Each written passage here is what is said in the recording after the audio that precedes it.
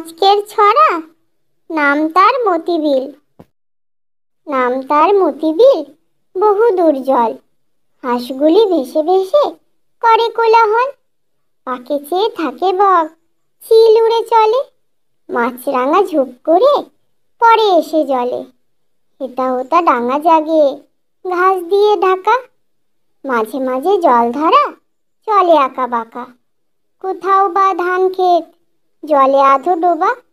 তারই পরে রোদ পড়ে, কি বা তার শোভা।